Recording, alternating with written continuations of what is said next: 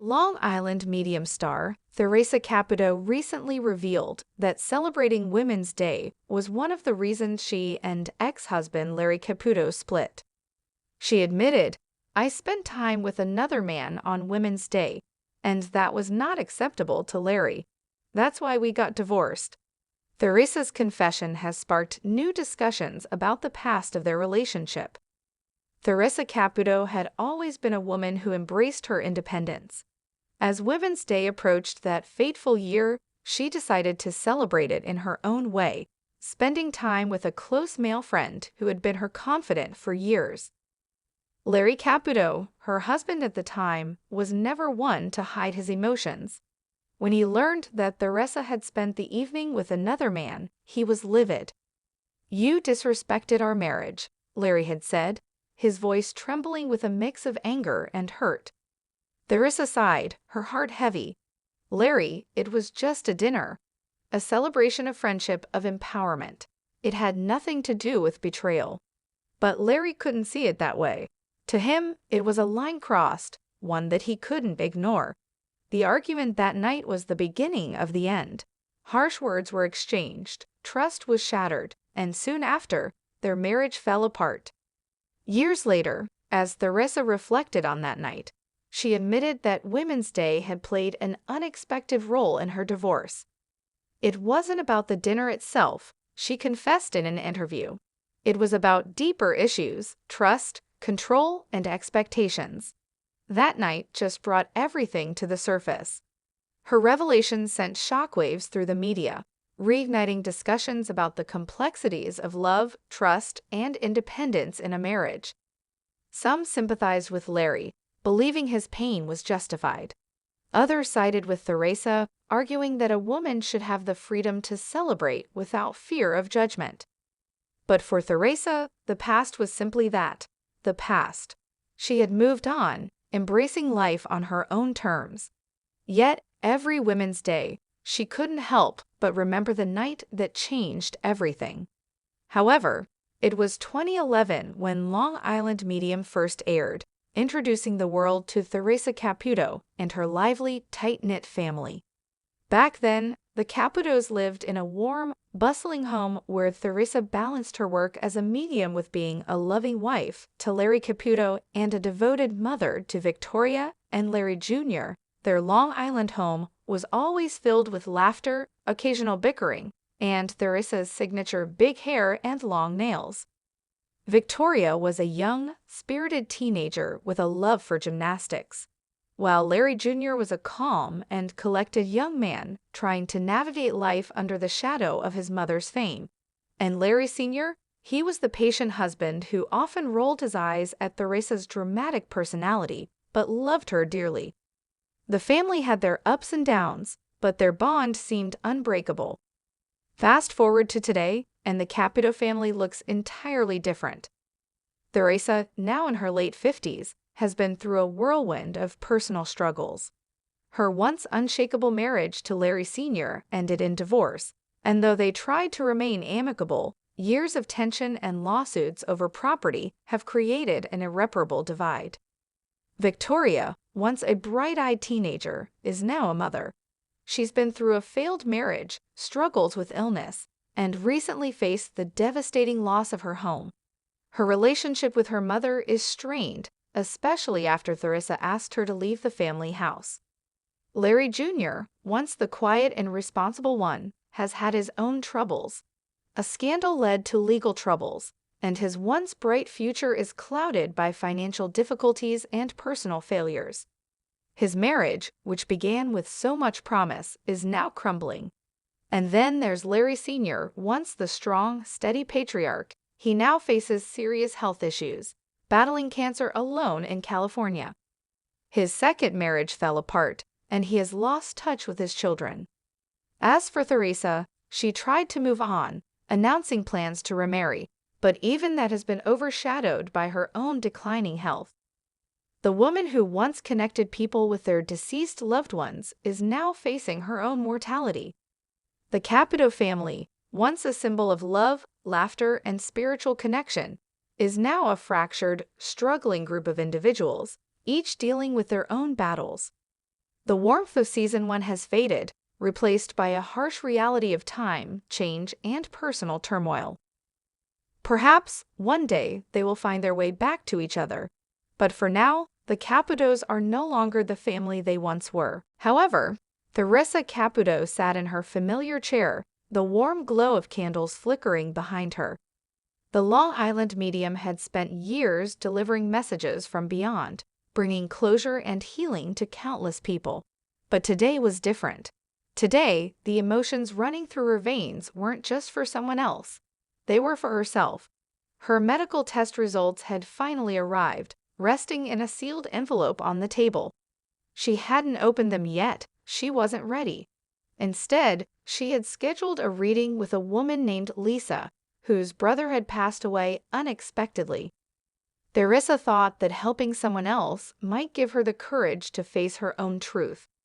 As Lisa sat down, her hands trembled. "I just need to know he's okay," she whispered. Theresa took a deep breath, feeling the familiar rush of energy surrounding her. "He's here," she said, her voice steady but soft. "He's showing me a fishing rod. Did he love fishing?" Lisa gasped. "Oh my God, yes, every weekend." Theresa smiled. "He says he still goes fishing, only now the water is endless, and the fish are always biting." Lisa let out a tearful laugh, covering her mouth in disbelief. But as Theresa continued the reading, she felt something unusual, a presence that wasn't meant for Lisa. The hairs on her arms stood up. A deep, overwhelming emotion took hold of her, and for the first time in her career, she felt afraid.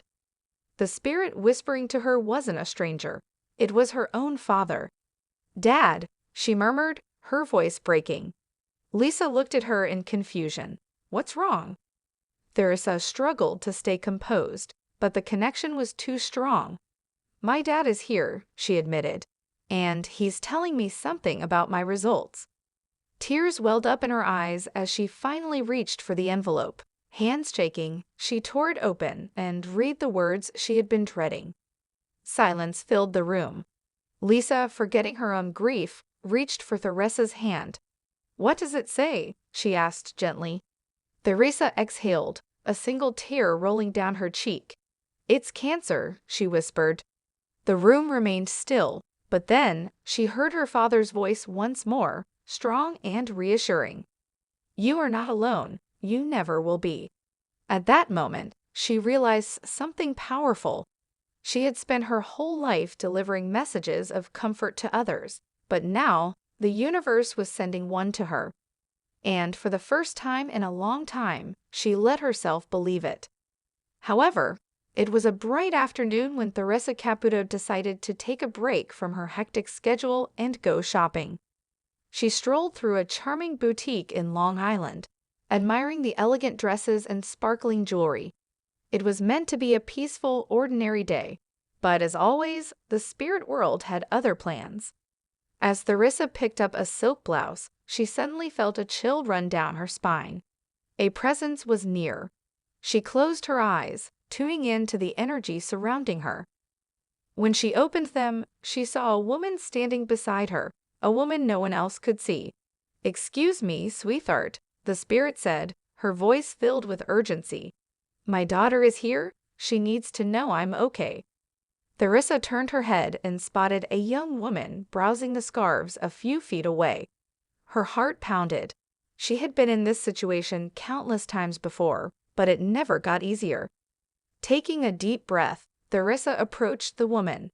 "Hi, I don't mean to interrupt your shopping, but I have a message for you." The woman looked up, startled. "A message?" Theresa nodded. "Your mother is here. She wants you to know that she's at peace, and she sees how hard you've been struggling." The woman's eyes widened, then filled with tears. "Oh my God, my mom passed away last year. I've been feeling lost without her." Theresa smiled warmly. "She says she loves you, and that you need to stop doubting yourself. She's guiding you every step of the way." The woman covered her mouth, her shoulders shaking. "I needed to hear that. Thank you." As the emotional moment passed, Theresa felt the spirit's presence fade. She took a deep breath, then chuckled to herself. So much for a quiet shopping trip, she murmured, shaking her head. With her heart a little fuller, she continued browsing, knowing that wherever she went, the spirit world would always find her. However, Mark and Linda sat nervously in the dimly lit room, their hands intertwined. Across from them sat Theresa Caputo, the renowned Long Island medium, her platinum blonde hair and warm smile offering a strange sense of comfort. Mark cleared his throat, his voice shaky. "We lost our son, Danny, last year. It was sudden, a car accident. We never got to say goodbye." Theresa nodded, closing her eyes for a moment. She took a deep breath, then suddenly gasped. "Oh wow, he came through right away." She opened her eyes, looking directly at them. "Your son Danny, he's here." Linda let out a soft sob. "Is he okay?" Theresa smiled. "He's more than okay. He's showing me baseball." "Did he love baseball?" Mark's eyes widened. "He was the star pitcher of his high school team." Theresa nodded. "He says, 'Dad, don't cry over that glove. It's okay.'" Mark froze. Just last night, he had sat in Danny's old room, holding his baseball glove, tears falling onto the worn leather. Linda squeezed his hand tighter. "Danny, we miss you so much." Theresa's expression softened. "He knows, Mom, but he's saying, 'Stop blaming yourself. It wasn't your fault.'" Linda gasped. Ever since the accident, she had been haunted by the thought that if she had called Danny 5 minutes earlier, maybe he wouldn't have been at that intersection at that exact moment. Theresa continued, "He's saying, 'Tell Mom I got her last message.'" Linda's breath caught in her throat. The night of the accident, she had sent Danny a text, "Be safe, love you," but he never responded. Tears streamed down her face. "He saw it?" Theresa smiled. "He says, 'Of course, Mom, and I love you too.'" Mark and Linda sobbed together, the weight of their grief lifting just a little. Theresa wiped a tear from her own eye. "Danny wants you to live, to be happy. He's always with you." As they left the session, the pain of loss remained, but now there was something else, a sense of peace. Because for the first time since that awful day, they had finally said goodbye. However, the Caputo family had always been close, but something had changed with Victoria. Theresa Caputo, the famous Long Island medium, had sensed for months that her daughter was hiding something. Whenever Theresa asked, Victoria would smile and say, "Mom, I'm fine." But a mother's intuition is rarely wrong. Then, one evening, the phone call came. Michael, Victoria's ex-husband, was frantic. "Theresa, she collapsed. We're at the hospital." Theresa and her ex-husband, Larry, rushed to the hospital, their hearts pounding. When they arrived, Victoria lay in a hospital bed, her skin pale, her once bright eyes tired. "Why didn't you tell us?" Theresa whispered, tears threatening to spill. Victoria sighed. "Mom, I didn't want to worry you. You've been through so much with the divorce, the show ending, and Dad's drama. I thought I could." Larry clenched his fists, struggling with emotions.